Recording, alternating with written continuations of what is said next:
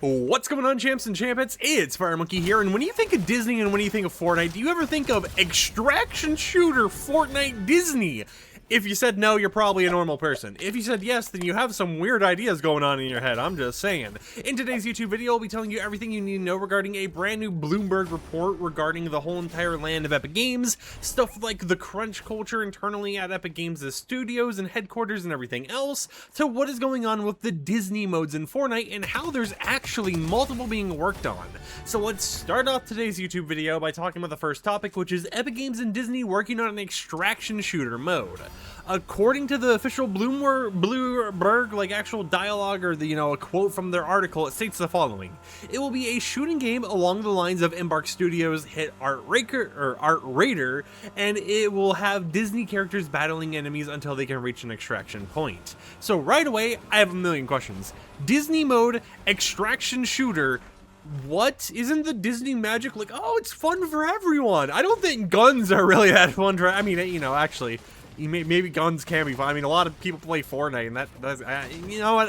But you guys get what I'm talking about, right? When you think of Disney, you don't really instantly go to giving a Disney character like Goofy holding an AK-47 or something, right? So I'm curious to see how this is going to be. Maybe why the extraction shooter aspect is going to be like a player versus environment situation, where it's not PvPvE. Instead, everyone's going to be friendly with each other, and you're fighting off against evil, like Buzz Lightyear Zerg minions or something like that. You know, there's a lot of ways, I guess, technically they could go about doing it that would make it seem a little bit more Disney friendly, where you're just, shooting the bad guys. You're not like shooting other players and people. But I don't know, it sounds a little weird. However, we also got some new news regarding two other modes Disney's working on in Fortnite as well. And the following quote states that, if I can read it here, Disney has two more modes planned for Fortnite. However, the first mode has received middling internal reviews, and the second mode had its resources reallocated due to Disney being disappointed in Epic Games' release timeline. So basically, the first mode that they've got working on is this extraction shooter. That seems to be the main mode they want to get out in November, so that's going to be interesting to actually see releasing.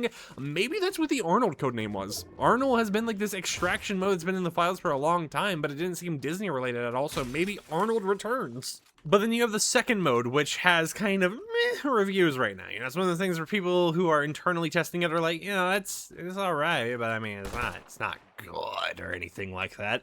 And also to add on to something, when it comes to the reviews for that Arc Raider Disney extraction shooter mode, according to the Bloomberg article, and this is kind of more of just paraphrasing here, so I might be butchering how I say this real quickly, so I apologize in advance, but it appears like it had mixed reviews where some people are like, it just kind of feels uninspired. It doesn't really feel like it has that Disney magic or any of that Fortnite magic at all, and it feels like they're just trying to find something to latch players onto that would make sense in the current ecosystem when battle royale games are basically dead and dying out, and extraction shooters are the new wave.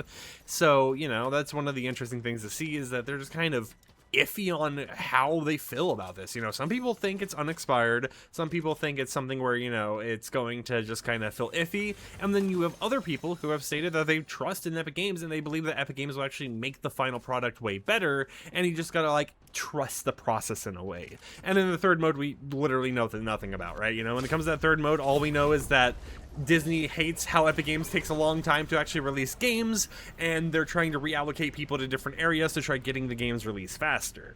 Now, here is where we get a little bit off of the Disney topic into some other areas. 7 current and former Epic employees claim that Epic routinely released products in what some employees called version 0.5, the people said, suggesting they were only half ready. It seems, based on this article and based on things that are being mentioned, something that typically happens with Epic Games and typically happens with modes, as we've kind of seen, and as I've also mentioned on this channel as new modes came out, is that the modes aren't finished. Epic Games is aware that the modes aren't finished, and instead of finishing them before they actually release in the game, they just kind of release it as this half-finished, half-unfinished version, and then with game updates and everything, assuming that the mode actually gets decent player counts, then they start releasing it.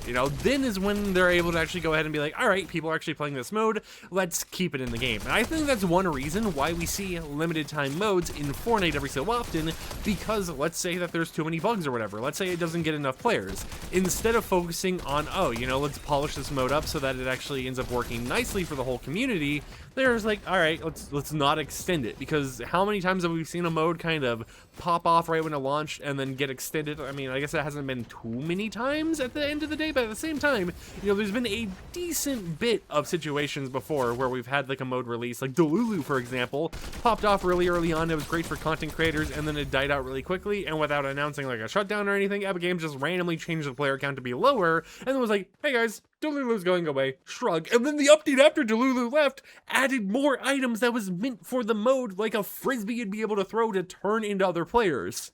After that, however, we have to talk about the Darth Vader AI in Fortnite. As you guys know, there was that whole entire like AI artificial intelligence Darth Vader bot that you would be able to go ahead and talk to through the Star Wars season.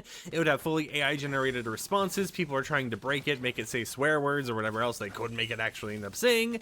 And it was this whole entire very, you know, debated topic in Fortnite, because some people are very against AI, other people are like, ah, it's fine, you know, it's just they had the rights to use it and everything. So it's been one of those things where it's a gray area, I would say.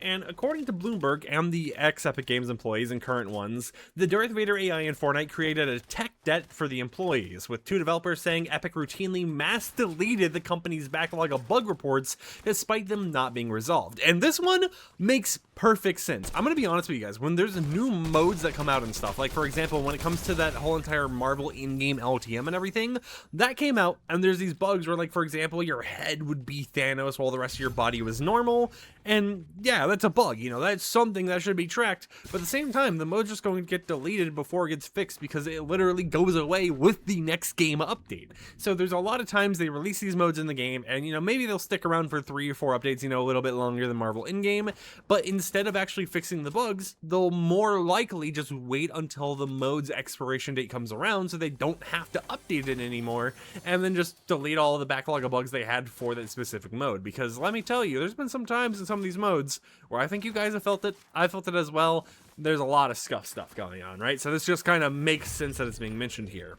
Now, in terms of UEFN, it was stated that UEFN has attracted over 100,000 developers and garners around 40% of the total playtime in Fortnite, yet is still a long ways from competing with user-generated game platforms such as Roblox. This one I think is kind of obvious. I mean, if you think about it, with Fortnite, it's like 100 plus gigabytes to download it. You need a pretty decent computer to actually play it. If you play it on old hardware, you're not really going to get far. However, Roblox is simplistic enough that you can play it on anything.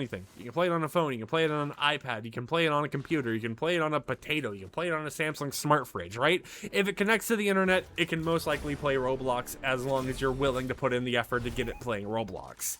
And that's something that Fortnite can't say the same about. Now, when it comes to the Epic Games Store, it appears that last year the Epic Games Store attracted 78 million monthly active users on PC, and spending on non-Epic games reached $400 million. That was lower than Epic Games' growth expectations at launch, according to Markman, but the company is committed to making improvements to the store and to the economic opportunities for developers to grow it further.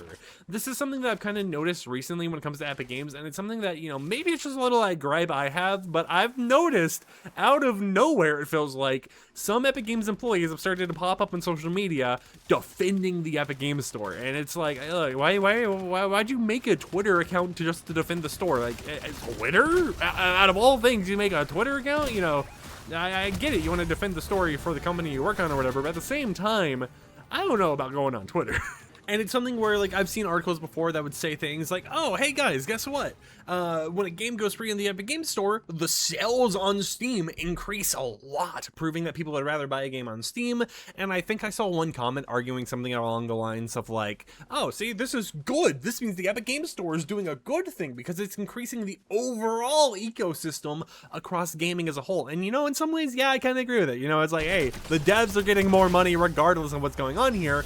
But on the other hand, I do think of it like shouldn't it be a little bit of a bad thing if people would rather buy a free game that was on Epic on Steam instead of just having it on their Epic library? That's just something I've thought about personally.